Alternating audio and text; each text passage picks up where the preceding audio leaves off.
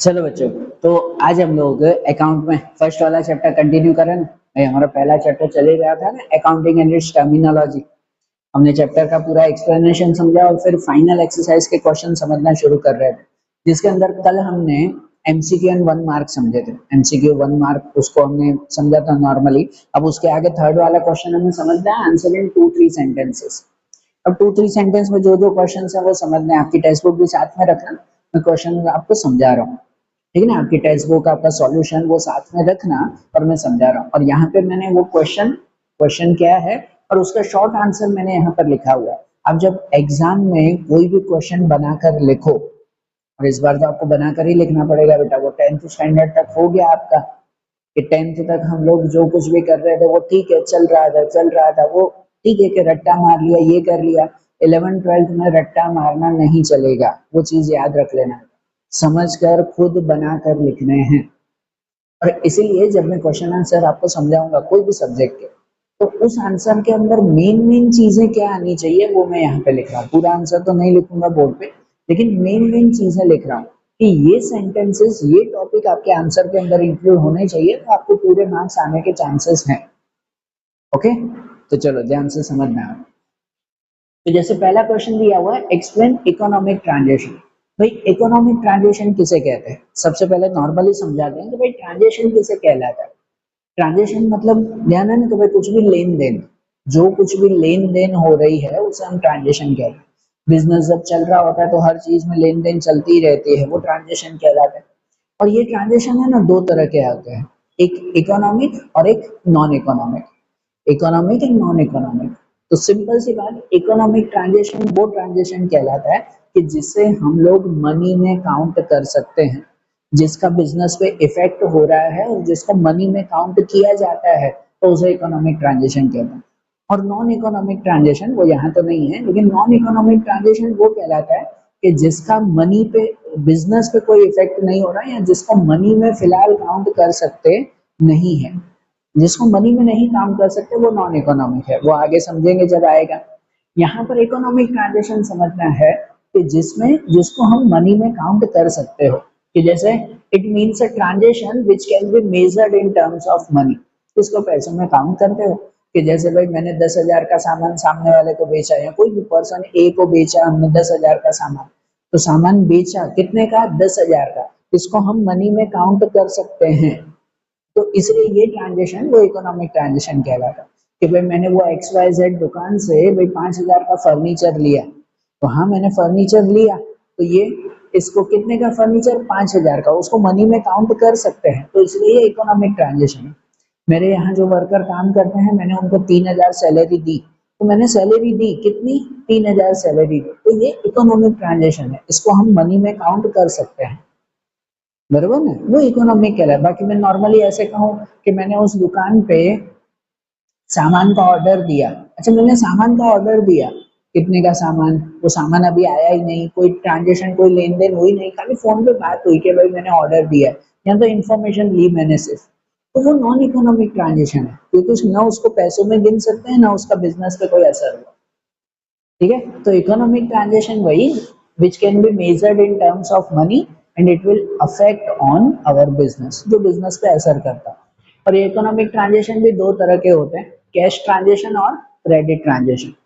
Economic transaction के दो type है ना, cash and credit transaction. Cash transaction वो कहलाता है कि जिसका ऑन द स्पॉट कैश में ट्रांजेक्शन हो जाता है, मतलब मैंने सामान बेचा, सामने वाले ने पैसे दे दिए, तो ये कैश ट्रांजेक्शन हो गया, economic on the spot money में काउंटिंग खत्म हो गई। और क्रेडिट ट्रांजेक्शन वो कहलाता है कि जिसमें मैंने सामान बेचा या खरीदा कुछ भी, और ऑन द स्पॉट पैसे नहीं आए हैं, फ्यूचर में पैसे मिलेंगे या तो हम पे करेंगे, ठीक है ना, फ्यूचर ट्रांजेक्शन हो जाता है वो क्रेडिट ट्रांजेक्शन।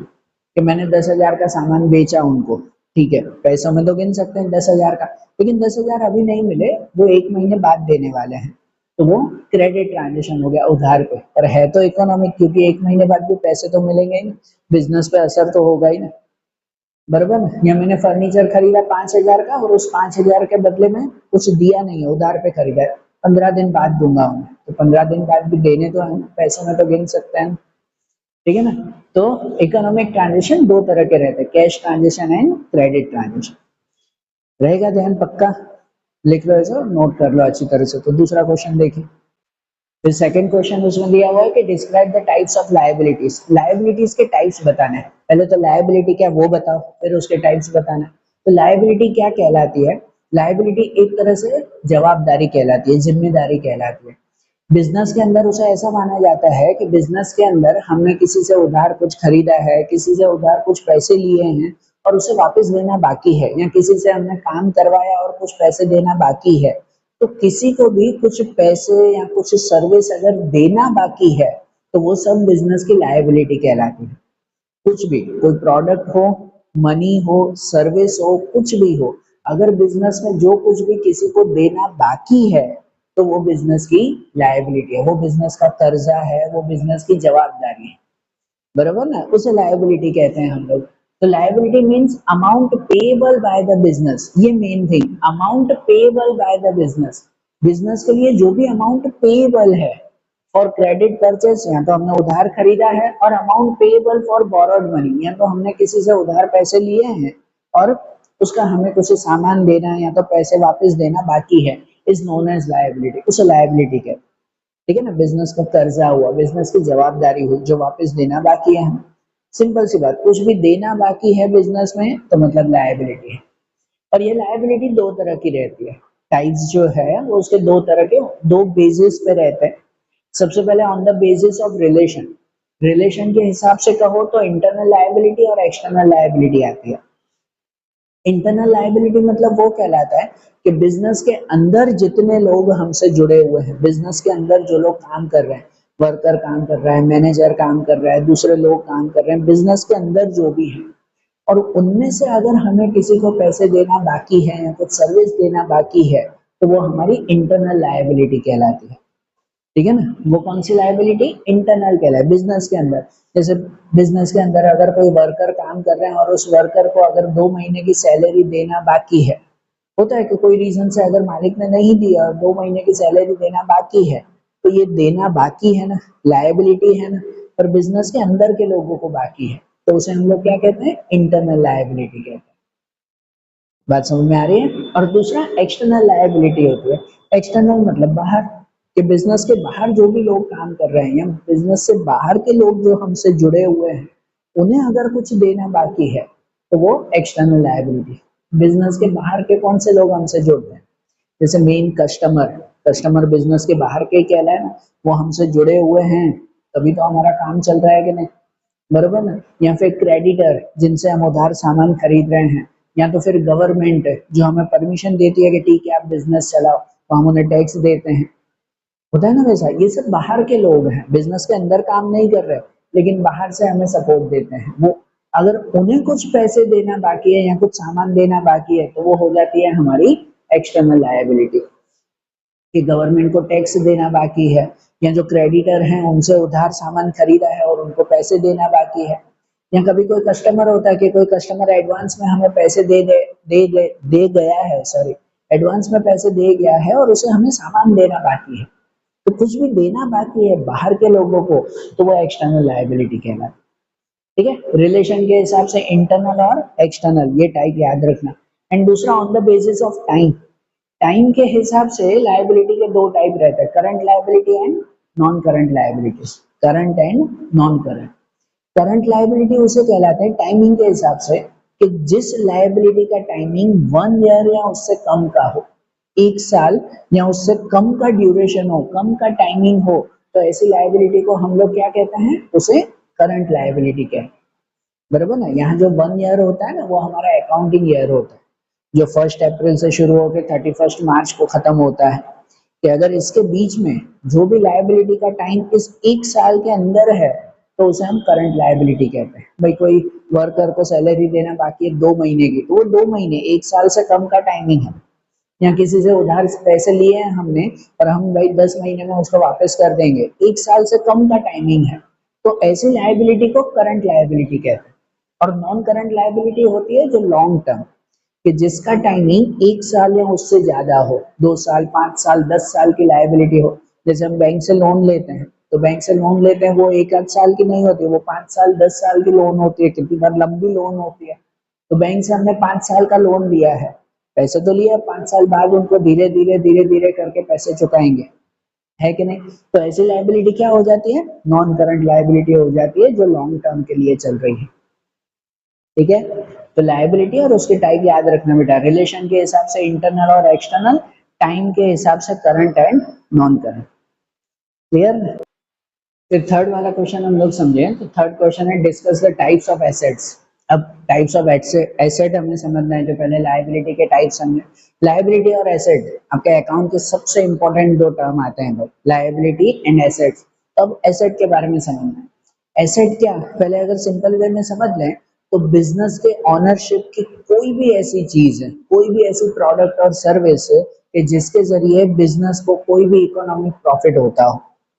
बिजनेस के ऑनरशिप की कोई भी ऐसी चीज जिसकी वजह से बिजनेस को कुछ प्रॉफिट होता हो, तो उस चीज को हम लोग एसेट कहते हैं, है कि नहीं? ये डेफिनेशन वाइज है। एसेट को अगर सिंपल कहो ना तो दो कैटेगरी में रखा जाता है एसेट को। एसेट मतलब बिजनेस की सभी तरह की चीजें कहते हैं। बिजनेस के अंदर फर्नीचर आया हुआ है, मशीन आई हुई है, जो भी सामान, माल सामान बिजनेस में हम लोग रख रहे हैं, वो सब वो बिजनेस का एसेट कहलाता है। ठीक है ना? एक माल सामान कहता है, और दूसरा बिजनेस के अंदर कुछ भी रिसीवेबल हो, रिसीवेबल किसी से पैसे लेना बाकी है, वो भी बिजनेस का एसेट कहलाता है।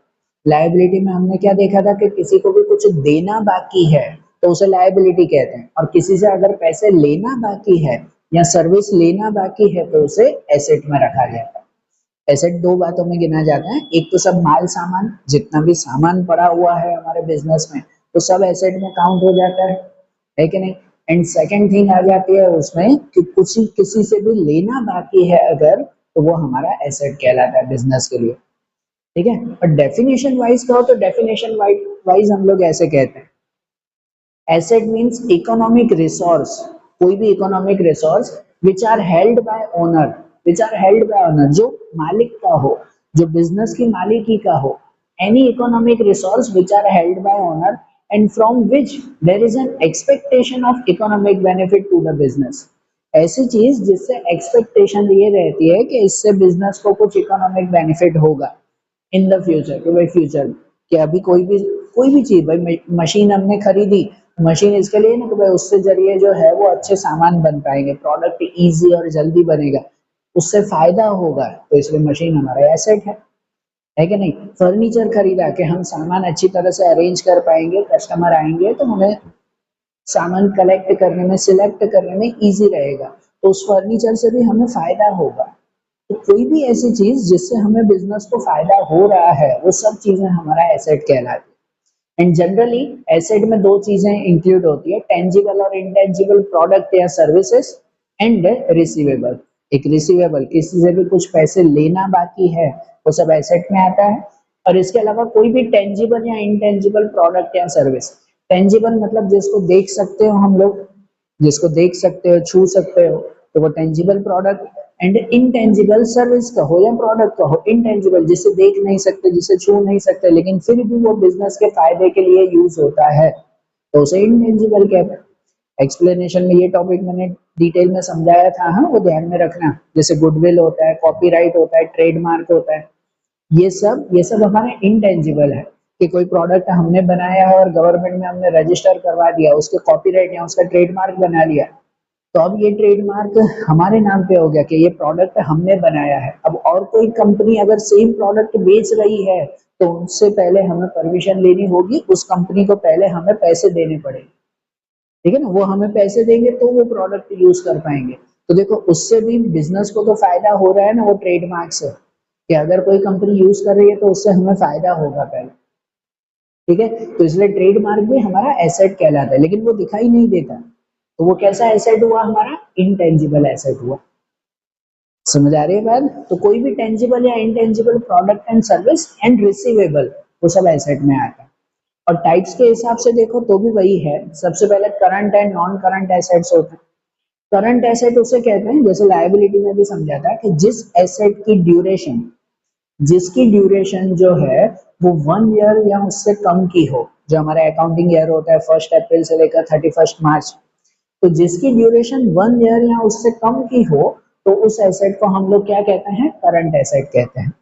ठीक है। करंट एसेट में सब डेप्टर्स आ जाते हैं, बिल रिसीवेबल आ जाते हैं, हमारा स्टॉक आ जाता है, ये सब चीजें वो हमारे करंट एसेट्स में आ जाती है। ठीक है, एक्सप्लेनेशन में डिटेल में समझाया था, अभी सब डिटेल में नहीं, एक बार आप लोग वो भी देख लेना फिर। और current asset means normal definition से भी याद रखो कि जिस एसेट की ड्यूरेशन 1 ईयर या उससे कम की है, और नॉन करंट एसेट कि जिसकी ड्यूरेशन 1 ईयर या उससे ज्यादा की है, लॉन्ग टर्म एसेट्स हैं हमारे, वो नॉन करंट एसेट होता है। कि जैसे मशीनरी है, फर्नीचर है, कोई मशीन, फर्नीचर, लैंड, बिल्डिंग, जमीन, मकान, ये हमने खरीदा है तो वो लंबे समय के लिए खरीदा है हमने। ठीक है ना, 1 साल के अंदर बदलना पड़े ऐसा नहीं है।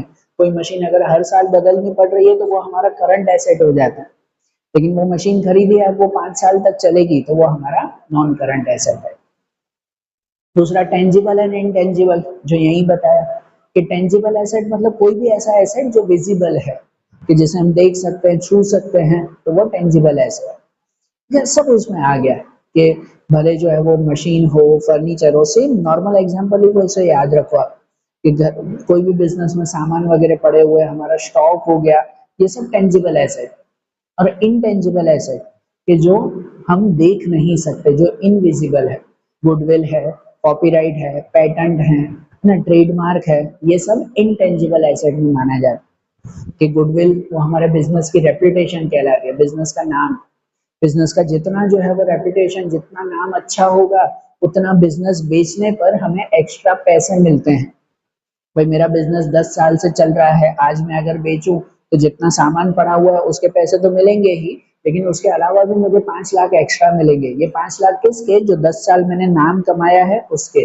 ये गुडविल कहलाता है। तो ये गुडविल दिखाई देता है, यहाँ तो सामान पड़ा हुआ है वही दिखाई दे रहा है, वो टेंजिबल एसेट है। लेकिन गुडविल, उसके भी मुझे पैसे मिल रहे हैं, उसके भी इकोनॉमिक बेनिफिट मिल रहा है फ्यूचर में, यहाँ फ्यूचर में मुझे गुडविल के पैसे मिलेंगे, लेकिन वो दिखाई नहीं देता, तो इसलिए वो कैसा एसेट हो गया? इंटेंजिबल एसेट हो गया। बरोबर। दूसरा लिक्विड एसेट। लिक्विड एसेट ऐसा एसेट कहलाता है कि जिस एसेट को हम कभी भी इजीली कैश में कन्वर्ट कर सकते हैं। ऐसा एसेट जिसे कभी भी कैश में कन्वर्ट किया जा सकता है, जब भी हो कि ऑन द स्पॉट मार्केट में बेच कर और उसके पैसे मिल जाएंगे, ऐसे एसेट को लिक्विड एसेट कहते हैं। लिक्विड एसेट में सब करंट एसेट आ जाता है, जो भी करंट एसेट है वो सब लिक्विड एसेट में आ जाता है, सिवाय स्टॉक के। जो स्टॉक होता है कि जिसका हम लोग बिजनेस कर रहे हैं, जो हम लोग बेच रहे हैं, कि मेरा जूते का बिजनेस है तो जूता मेरा स्टॉक है, बराबर। तो करंट एसेट्स में जितने भी एसेट आते हैं वो सब लिक्विड एसेट में आ जाते हैं, एक्सेप्ट स्टॉक, स्टॉक के अलावा। ठीक है ना। तो सिंपल लिक्विड एसेट की डेफिनेशन भी याद रखो, तो यही है कि ऐसा एसेट जिसको हम कभी भी इजीली बेच कर और कैश में कन्वर्ट कर सकते हैं। फिर रियल एसेट आते हैं। तो रियल एसेट जैसे नाम ही है कि ऐसा कोई भी एसेट, भले वो टेंजिबल हो, कि इंटेंजिबल, करंट हो, कि नॉन करंट हो, सब रियल एसेट में सब आ जाता है। कोई भी ऐसा एसेट जिसकी कोई रियल वैल्यू हो, जिसे बेचने पर रियली कुछ पैसे मिलते हो, तो उसे हम लोग रियल एसेट कहते हैं। ठीक है ना, जिसकी कोई रियल वैल्यू है, जैसे कभी भी बेचने पर कुछ तो पैसे मिलेंगे, तो वो हमारा रियल एसेट। रियल एसेट में सब आ जाता है, current, non current, tangible, intangible, liquid, सब आ जाता है उसमें रियल एसेट। और दूसरा फिक्टिशियस एसेट होता है। फिक्टिशियस एसेट रियल एसेट का अपोजिट। ऐसा एसेट जो पहले तो इंटेंजिबल है, दिखाई नहीं देगा वो, and second thing, fictitious asset वो कहलाता है कि जिसकी फाइनल रियल वैल्यू या रियलाइजेबल वैल्यू वो जीरो है, जिसे बेचने पर, जिसे क्लियर करने पर आखिरी में कुछ पैसे हमें नहीं मिलते हैं, जिसकी फाइनल वैल्यू जीरो होती है, उसे हम लोग फिक्टिशियस एसेट कहते हैं। ठीक है ना। ऐसा कौन सा एसेट जिसकी फाइनल वैल्यू जीरो रहती है? तो ज्यादातर बिजनेस के deferred revenue expense, deferred revenue expense वो फिक्टिशियस एसेट में काउंट होता है। डिफर्ड रेवेन्यू एक्सपेंस क्या? तो सिंपल याद रखने के लिए मैंने एक्सप्लेनेशन में भी ये एग्जांपल दिया था कि ऐसे ही याद रखो कि सपोज मैंने जो है वो बिजनेस में कलर करवाया है, अब वो कलर 50,000 का हुआ है।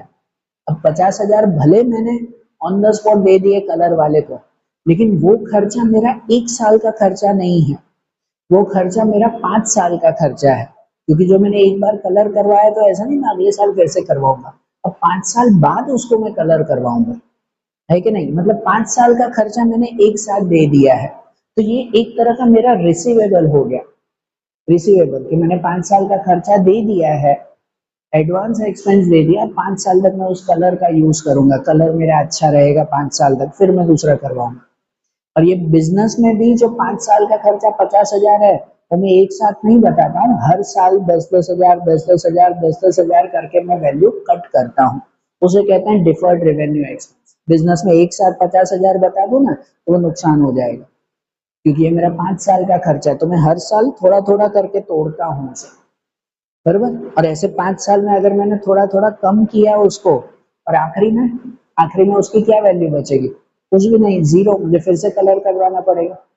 मैं 50,000 की मशीन लेता हूँ, कुछ टाइम बाद धीरे धीरे उस मशीन की वैल्यू भी डाउन होती है, डेप्रिसिएशन लगता है, पता है ना। मैंने 50,000 की मशीन ली है, तो उसकी वैल्यू धीरे धीरे धीरे धीरे डाउन हो रही है। 5 साल बाद उसकी वैल्यू भी कम हो जाएगी, लेकिन आखिरी में बेचने पर मशीन के कुछ तो मिलेंगे। 50,000 की जगह 5,000 मिलेंगे, 10,000 मिलेंगे, भंगार में कुछ मिलेगा। लेकिन वही 50,000 का मैंने कलर करवाया है, और 50,000 को मैं टुकड़े टुकड़े में यू कट कर रहा हूँ बिजनेस में। 5 साल बाद उस 50,000 के मुझे कुछ मिलेंगे उस कलर के?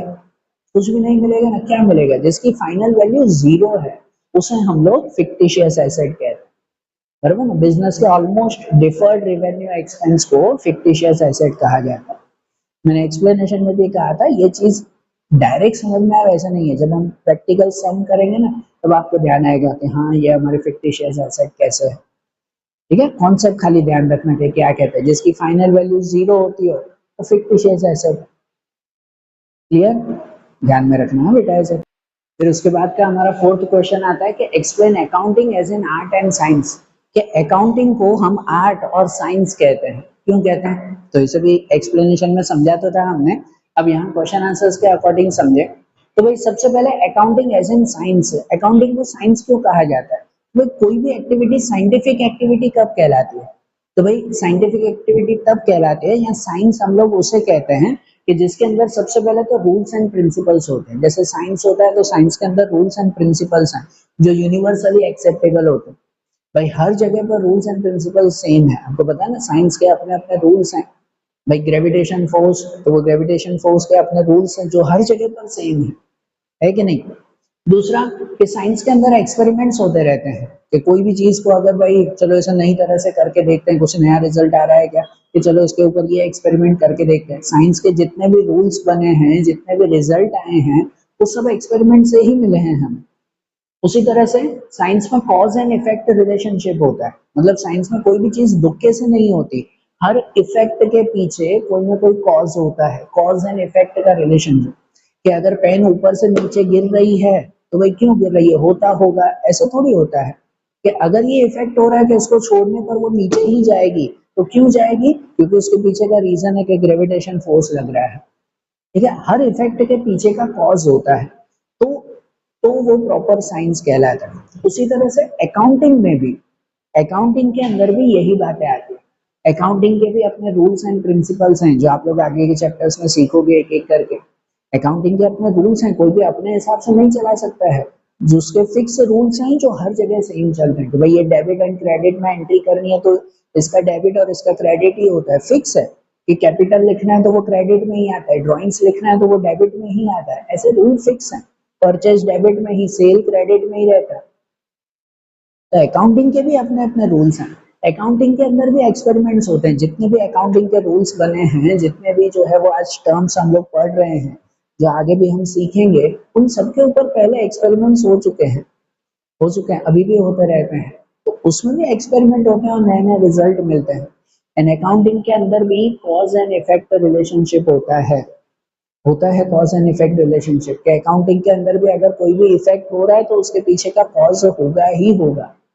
कि अगर बिजनेस में हिसाब किताब लिख रहा है, अकाउंटिंग लिख रहे हैं, साल के एंड में लॉस आया है, तो भाई ये तो लॉस आता होगा, नसीब ही ऐसा है हमारा, ऐसा थोड़ी होता है। अगर लॉस आया है, तो उसके पीछे का कोई ना कोई कॉज है, कोई रीजन है।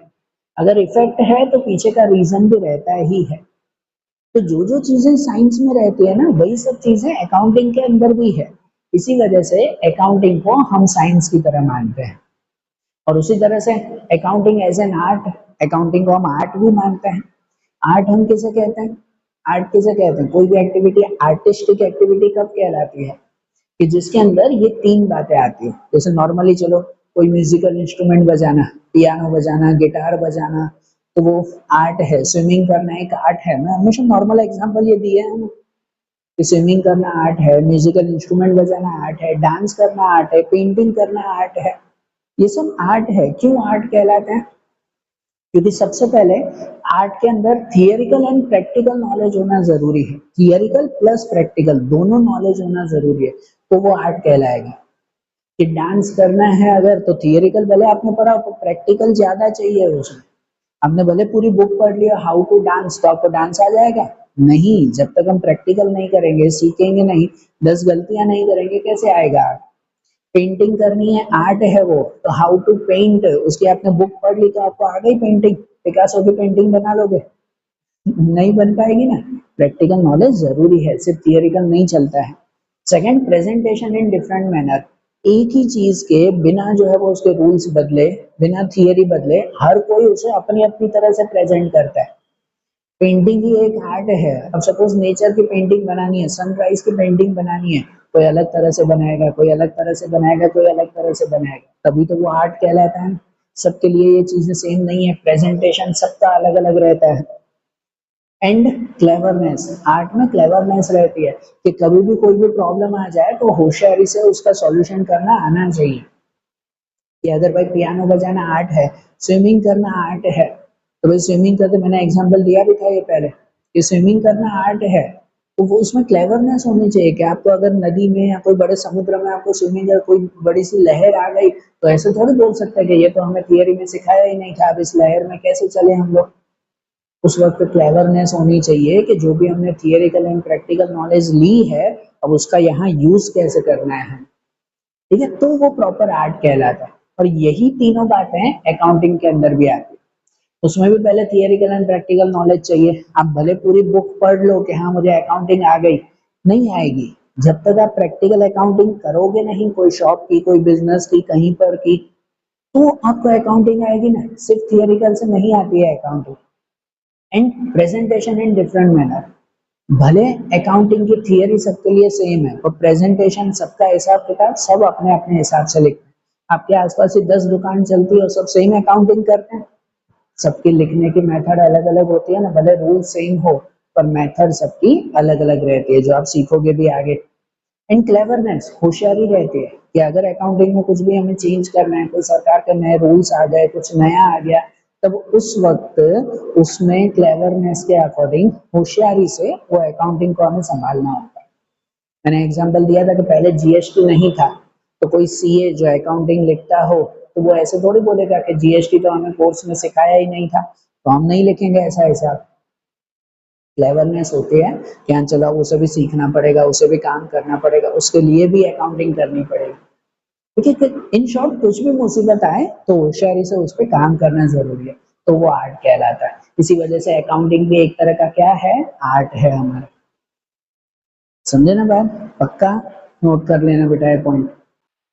फिर उसके बाद का हमारा क्वेश्चन है कि accounting is a language of business, explain. कि अकाउंटिंग को बिजनेस की लैंग्वेज कहा जाता है। तो भाई क्यों कहा जाता है लैंग्वेज? तो भाई लैंग्वेज क्या होता है पहले वो हम लोग समझ लें, तो उसी के अकॉर्डिंग हम अकाउंटिंग के टर्म्स भी समझे ना। जैसे पहले हमने समझा कि आर्ट क्या, साइंस क्या, तो उसके हिसाब से हाँ भाई अकाउंटिंग को भी आर्ट एंड साइंस कहते हैं। तो वैसे ही हम लैंग्वेज क्या, क्यों अकाउंटिंग को भी लैंग्वेज कहा जाता है? तो भाई लैंग्वेज वो होता है कि जिसका यूज इंफॉर्मेशन प्रोवाइड करने के लिए होता है। किसी को भी अगर कोई इंफॉर्मेशन दूसरे तक पहुंचानी है, तो हम अपनी भाषा, अपनी लैंग्वेज, उसके जरिए इंफॉर्मेशन इजीली पहुंचा सकते हैं। दूसरे भी तरीके हैं, पर भाषा के जरिए इजीली इंफॉर्मेशन पहुंचाई जाती है। बराबर, लैंग्वेज का मेन यूज होता है अपनी बातें दूसरों तक पहुंचाना। जैसे मुझे आपको समझाना है, मैं इंग्लिश को हिंदी में ट्रांसलेट करके आपको समझा रहा हूँ, ये लैंग्वेज है, उसी के ही जरिए तो इंफॉर्मेशन पहुंच रही है ना, है कि नहीं? लैंग्वेज में ही by writing, by speaking, by analysing content explain to other person, ये भी वही कि कोई भी कंटेंट, कोई भी चीज दूसरे को समझानी है, तो कोई लैंग्वेज के थ्रू ही लिख कर, बोल कर, एनालाइज करके तभी तो समझाई जाती है। ये भी वही बात है कि अगर कोई चीज दूसरों को पहुंचानी है, या तो इंफॉर्मेशन पहुंचानी है, या तो कोई कंटेंट, कोई टॉपिक दूसरे को समझाना है, तो भी लैंग्वेज का ही यूज होता है कि कोई भाषा के जरिए ही हम लिख कर, बोल कर, एनालाइज करके सामने वाले को कोई टॉपिक समझा पाते हैं। या फिर लैंग्वेज के अंदर भी its own norms and terms, her language के अपने नॉर्म्स, अपने रूल्स होते हैं। जैसे हम नॉर्मली ग्रामर कहते हैं, ग्रामर कहते हैं ना हम लोग, बराबर ना, भले गुजराती, हिंदी, इंग्लिश, आपको जो भाषा आती है सबके अपने अपने ग्रामर है, अपने अपने रूल्स हैं। उन रूल्स के हिसाब से भाषा बनती है ना। कुछ भी थोड़ी, कोई कोई लड़की हो तो उसे बोल के भाई ये जा रहा है, जा रही है, बरोबर ना, ये रूल्स है नॉर्मल। भाई हर लैंग्वेज के अपने नॉर्म्स, अपने रूल्स होते हैं, अपने टर्म्स होते हैं। एक ही शब्द को अलग अलग भाषा में अलग अलग बोला जाता है। सबसे सिंपल एग्जांपल हमेशा दे, भाई पानी है, कहीं पानी बोलेंगे, कहीं वाटर बोलेंगे, कहीं जल बोलेंगे, कहीं कुछ भी बोल, बरोबर। तो हर एक का अपना अपना टर्म्स है लैंग्वेज के अंदर। एंड फ्लेक्सिबिलिटी रहती है, लैंग्वेज टाइम टू टाइम, जगह टू जगह बदलती रहती है, उसमें फ्लेक्सिबिलिटी है। हम गुजराती ही बोलते हैं, गुजरात में रहते हैं, हम गुजराती बोलते हैं, तो भी पता है हर एरिया की अपनी अपनी गुजराती है। नॉर्थ गुजरात में चले जाओ, वहां की गुजराती अलग होगी, साउथ गुजरात में अलग होगी, शहरों में बदलती है। सूरत की गुजराती अलग, भावनगर की गुजराती अलग, अहमदाबाद की गुजराती अलग, वडोदरा की गुजराती अलग। तो फ्लेक्सिबिलिटी रहती है कि जगह के हिसाब से, टाइम के हिसाब से भाषा थोड़ी थोड़ी बदलती है। और यही सब बातें वो अकाउंटिंग में भी होती है। अकाउंटिंग को बिजनेस की लैंग्वेज इसलिए कहा जाता है क्योंकि अकाउंटिंग भी इंफॉर्मेशन प्रोवाइड करने के लिए ही काम आता है। बिजनेस की कोई भी इंफॉर्मेशन दूसरों तक पहुंचानी है, कैसे पहुंचाएंगे? अकाउंटिंग के जरिए। जो हमने हिसाब किताब लिखा है, वो हिसाब किताब मैं सामने वाले को बताऊंगा तो पता चलेगा ना कि बिजनेस में क्या चल रहा है। बिजनेस की इंफॉर्मेशन ऐसे ही तो पहुंचेगी अकाउंट के जरिए। दूसरा के लिख कर, बोल कर, समझा कर, कोई भी कंटेंट, कोई भी बिजनेस की टॉपिक वो दूसरों को समझाना भी है तो भी तो अकाउंट के जरिए ही। कभी गवर्नमेंट की रेड पड़ जाए यहाँ पर और वो गवर्नमेंट पूछे कि लाओ भाई हिसाब किताब, कहाँ है इतने पैसे, कहाँ पे ये सब खर्चा किया है, तो कैसे समझाएंगे सामने गवर्नमेंट को कि देखो भाई हमने ये खर्चा यहाँ यहाँ किया है, कैसे समझाएंगे? अकाउंटिंग दिखा कर ही तो समझाएंगे ना। बिजनेस का कोई भी टॉपिक दूसरे को अगर समझाना है तो अकाउंटिंग लिख कर ही तो समझाया जाता है कि नहीं? दूसरा, उसके भी खुद के रूल्स हैं, टर्म्स हैं। अकाउंटिंग के भी अपने रूल्स हैं कि भाई फिक्स रूल्स के अकॉर्डिंग ही अकाउंटिंग होती है। उसके भी टर्म्स हैं जो हमने चैप्टर में पूरे समझे ही, तो उसके भी अपने अपने अकाउंटिंग के रूल्स है और टर्म्स हैं। इनफ्लेक्सिबिलिटी रहती है। हर बिजनेस में अकाउंटिंग सेम नहीं होता।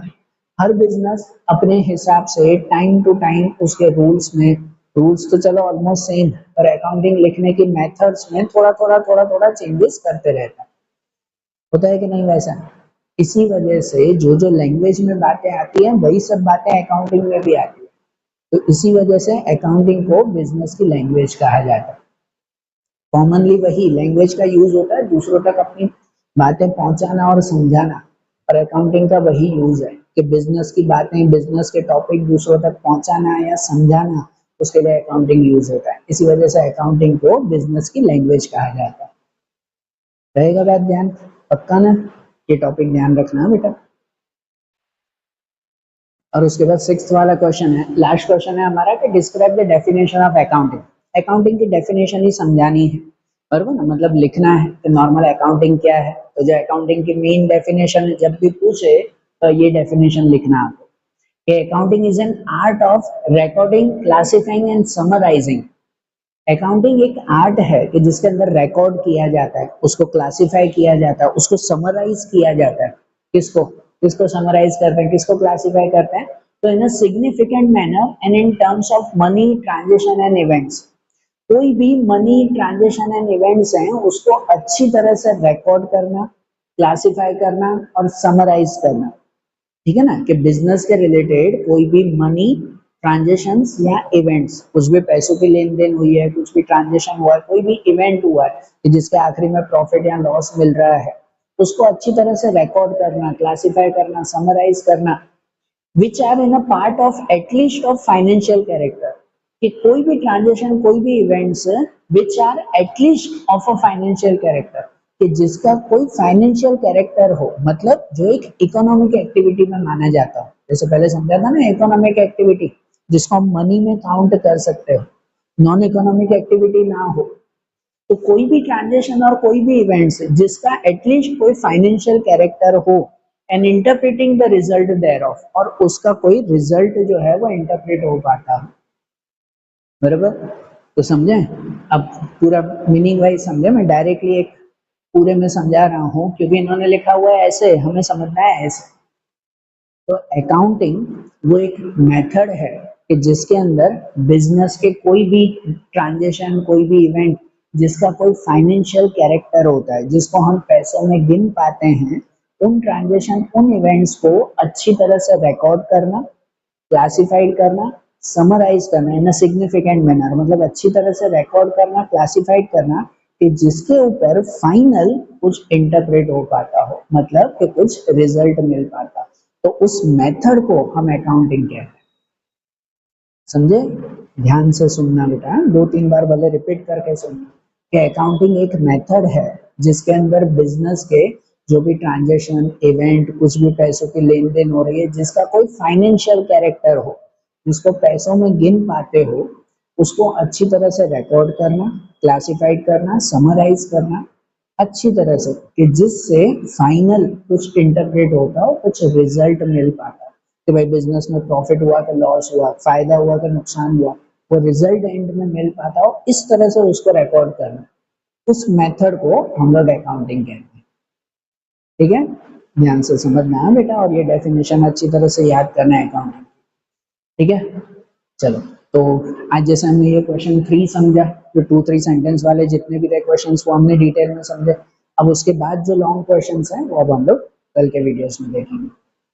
ओके, चलो, थैंक यू।